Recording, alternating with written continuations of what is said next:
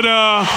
Make some noise. Show all the love for Mr. Simu Liu. I'm home. Yes.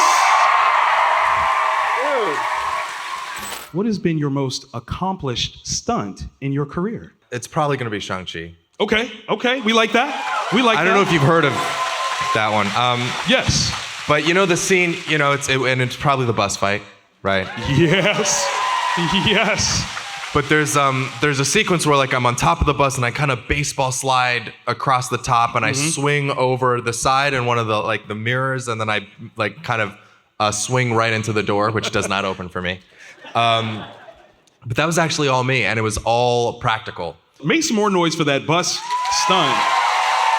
I honestly had no idea. I was like, no, there's no way they let him do that. He's the star of the movie. That's incredible. I get pretty competitive and I'm on set, you know, and it's like you see some, you know, you have stunt doubles that are there and they're amazing and so talented. I'm looking at them and I'm like, I could do that. And of course I can't. I think there's a part of me that's always like, I want to try. Fair. Because I'd never be able to forgive myself if I didn't, you know? That's that energy, right? Like you got to attempt it before you say, okay, no, it's not for me. Yeah. That's always and that has happened, by the way. You'll try it once and be like, all right, cool. Which one did you tap out on? Which one did I tap out of? Most of the ones where I'm being like destroyed. Okay, yeah. So there's one where, you know, the Mandarin played by legendary Tony Leung, but he... That's right. Yes, please.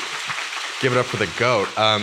Yeah, he like sends me back with the rings and I kind of fly back like 50 feet and I land on grass and I'm kind of rolling. I mean, that was a stunt, man. And he like almost got concussed too. Oh my God. So I was like, I felt so bad, but I was also really glad I didn't do it. You're like, thank you, appreciate it. Thank you. Yeah, Thank you so much. So, author, actor, filmmaker, with creativity being your way of life, what's your favorite means of expression? Karaoke. Now, hold on now. Isn't it all of ours? Now, I gotta get a little personal here. What is right. your go-to karaoke song? If I'm feeling myself, it'll be like Eminem. It'll be like Lose Yourself. Word. Yeah. See you up here. Get that vibe. Eminem, I could do his whole verse in the Forever, when he's like, there they go, back in stadiums, a shady spits his flow. Nuts they go, back in stadiums, they go, so ballistic, whoa. Yes. We can make them look like bozos. He's wondering if he should spit this. I got nervous. Listen, you got it. You had bars, baby. Bars. It's because there was a swear word coming up. I didn't know if I wanted to hit it. I tripped myself up there. Kim's Convenience is a triumph, not just in comedy, but in culture. Come on now. Yes.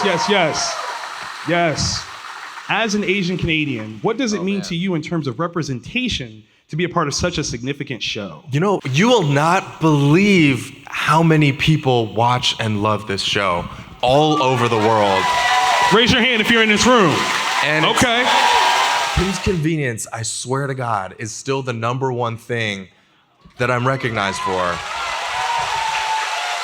And it speaks to the power of Canadian storytelling. Absolutely. You know?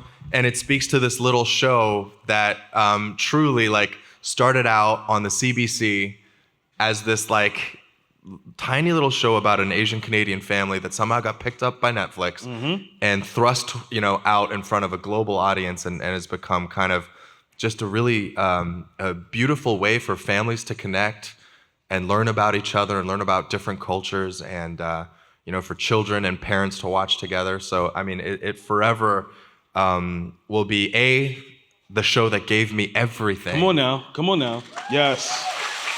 And continues to touch families. So I mean, I'm so grateful to have been a part of it. Shang-Chi was created in an era of exploitation.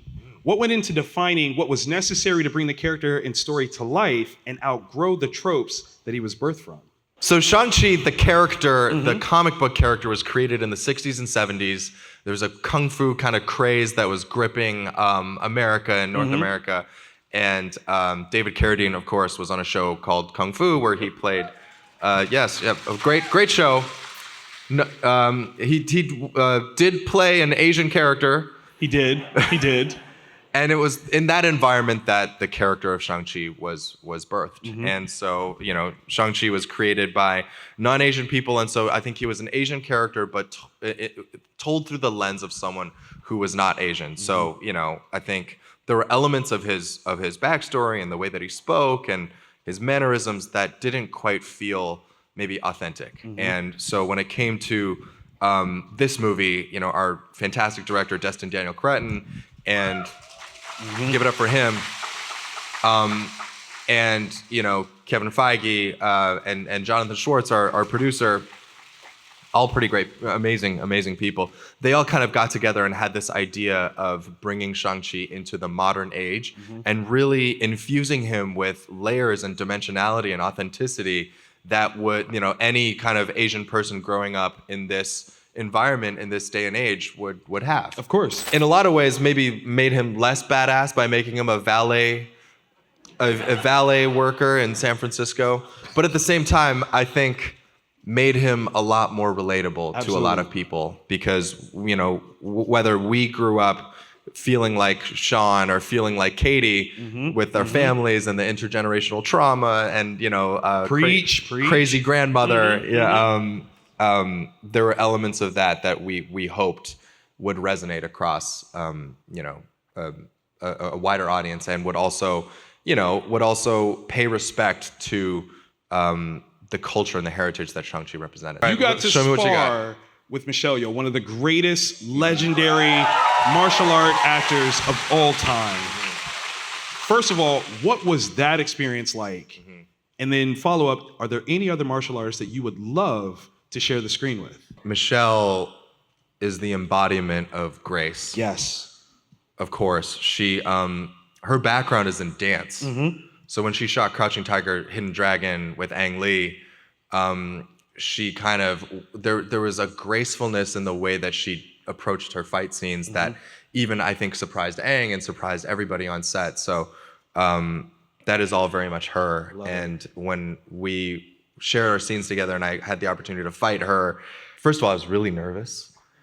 And second of all, I felt just like really, because she's so like petite and graceful. Right. And I just felt like a big clumsy chunk of meat, like just kind of flopping around because she was like kind of, and it worked for the scene, right? Because the character, she's trying to kind of teach me to kind of find harmony with my body. Right. And it's very Tai Chi oriented, so it's very flowy. So she's kind of guiding me through and I'm kind of like, I'm like stumbling. And she's great.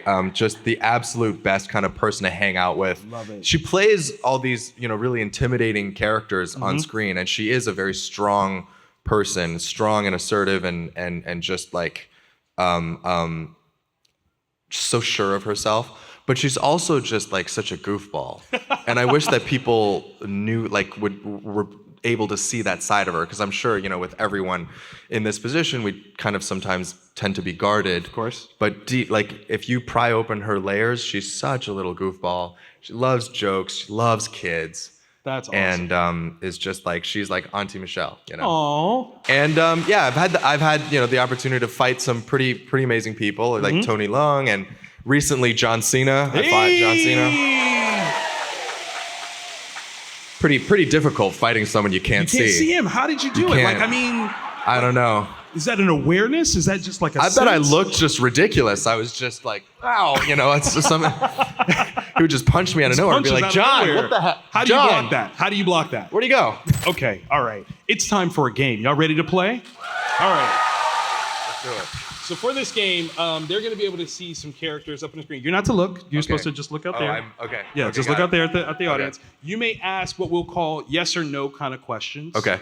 And you guys are to help, don't give the answer, we already talked about this, to help guide you to a place where you might be able to figure out who the character is. Oh, so it's like heads up, like that party Yes! game where you've got Absolutely. you've got the phone on your head. All right, so All right. we can put the first one up. Okay. Okay? So what question do you think you should ask? Based on that, have I played this character? Oh! Well, then it's got to be. Is it Shang-Chi? No. Is it Ken? Yay!